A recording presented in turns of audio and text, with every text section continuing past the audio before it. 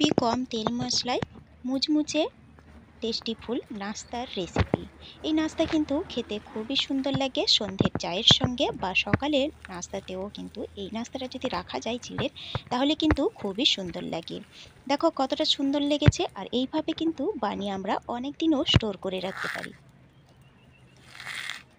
দেখতেই পেলেন কতটা মুচমুচে হয়েছে। তাহলে চলুন বন্ধুরা ভিডিওটি দেখে নেওয়া যাক।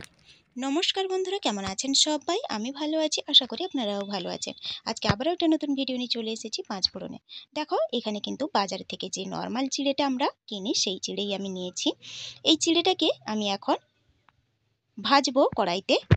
তার আগে কি কি নিয়েছি আমি দেখিয়ে দেব। নিয়েছি চানাচুর, নিয়েছি ছোলার একটু খোসাটা আমি ছাড়িয়ে নিয়েছি, আর কিছুটা রেখেছি বাদাম, বাদাম। বাদামটাকে ভেজে নেব। এবারে রেখেছি কিছুটা কারি পাতা ফ্লেভারের জন্য, আর পেঁয়াজ রেখেছি, আদা রসুন। পেঁয়াজ আর আদা রসুন পরিমাপটা কিন্তু দেখতে পাচ্ছেন, খুবই অল্প রাখতে হবে। নাস্তাটা ভাজলে কিন্তু খুবই অল্প তেল মশলায় কিন্তু এটি ভাজা যায় এবং দুর্দান্ত টেস্ট হয় এর নাস্তাটা খেতে। এবারে কড়াই একটা বসিয়ে দিয়ে আমি এখানে চিড়েটা নিয়ে নিলাম।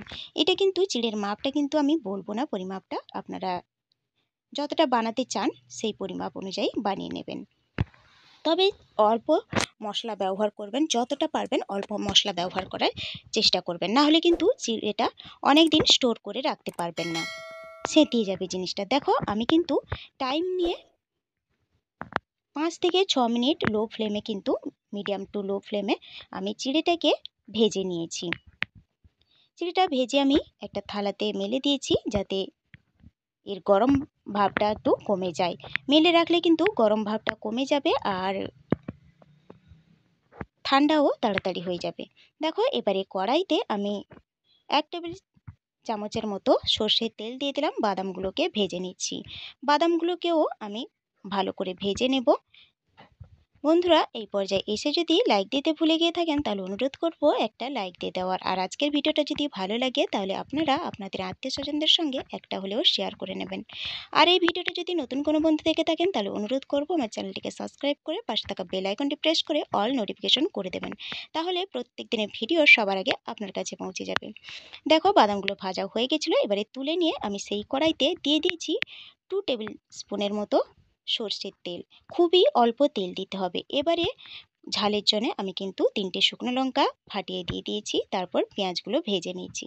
পেঁয়াজটা কিন্তু খুবই ভালো করে লাল লাল করে ভাজতে হবে, এখানে যাতে পেঁয়াজ কোনো রকম কাঁচা না থেকে যায়। প্রত্যেকটা মশলাই কিন্তু খুব ভালো করে ভেজে নিতে হবে।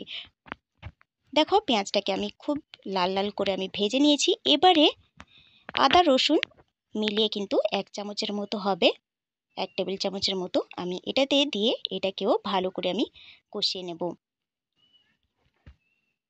খুবই অল্প সময়ে তৈরি হয়ে যায়। আর এইরকম চিড়ে ভাজা কিন্তু খেতে আমরা সবাই ভালোবাসি। বাজার থেকে কিনে না খেয়ে যদি এইরকম আমরা ঘরে বানিয়ে নিতে পারি, তাহলে কিন্তু 15 থেকে 20 দিন পর্যন্ত স্টোর করে আমরা সুন্দরভাবে রেখে দিতে পারি। আর এতটাই টেস্টফুল হয় যে বাজারের থেকে কেনা নাস্তার থেকেও দারুণ লাগে এই নাস্তা। একবার হলেও এইভাবে বানিয়ে দেখতে পারেন। আর বানানোর পরে কেমন লাগলো আপনার খেতে, সেটাও কিন্তু কমেন্ট বক্সে জানাতে ভুলবেন না। দেখো মশলাগুলো কিন্তু ভেজে নিয়েছি, খুব ভালো করে মশলাগুলো ভেজে নিয়েছি। এবারে ফ্লেভারের জন্য কয়েকটা কারি পাতা দিয়ে দিলাম। কারি পাতাগুলোকেও খুব ভালো করে কিন্তু ভেজে নিতে হবে। মোট কথা হচ্ছে এখানে কোনো রকম কোনো মশলা যাতে কাঁচা না থেকে যায়। এবারে পাতাগুলোকেও ভেজে তুলে নিয়ে আমি সাইড করে দিয়ে সেই তেলের মধ্যে আমি অল্প একটু হলুদের গুঁড়ো আর অল্প একটু লঙ্কার গুঁড়ো দিয়ে দিলাম। যেহেতু ঝাল ঝাল করব, এখানে যদি ঝালটা আপনারা কম করতে চান সেক্ষেত্রেও কিন্তু ঝালটা কমিয়ে নিতে পারেন। এবারে মশলার সঙ্গে একটু সামান্য মিশিয়ে নিয়ে আমি ভেজে রাখা চিড়েটা মিশিয়ে নেব।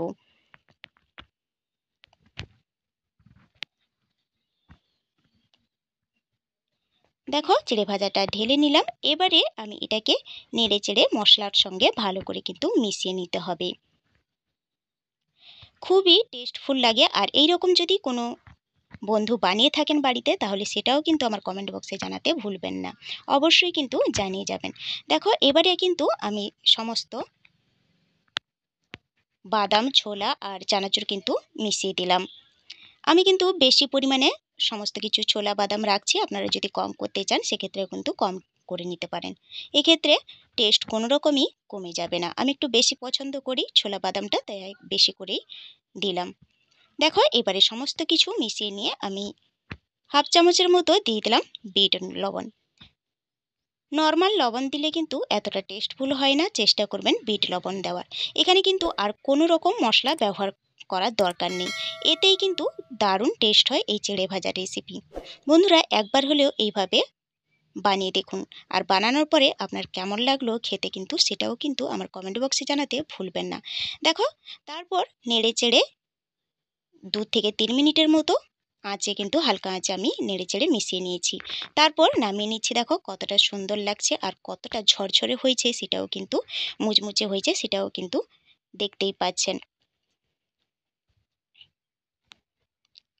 আর এই ভিডিওটা যদি কোনো বন্ধু ফেসবুক থেকে দেখে থাকেন তাহলে অনুরোধ করব আমার চ্যানেলটিকে লাইক, ফলো এবং কমেন্ট কিন্তু অবশ্যই করে দেবেন। বন্ধুরা আপনাদের এই ছোট্ট ছোট্ট লাইক, কমেন্ট, শেয়ার কিন্তু আমাদের ইন্সপায়ার করে পরবর্তী ভিডিও দেওয়ার জন্যে। দেখো আমি জারে স্টোর করে কিন্তু ঠান্ডা করে জারে স্টোর করে আমি রেখে দিলাম। তাহলে বন্ধুরা আজকের ভিডিওটা কেমন লাগলো অবশ্যই কমেন্ট করে জানাবেন, ভালো লাগলে লাইক শেয়ার করে দেবেন। সুস্থ থাকবেন, ভালো থাকবেন, খুব শীঘ্রই দেখা হবে পরের একটা ভিডিও নিয়ে। Thanks for watching my video.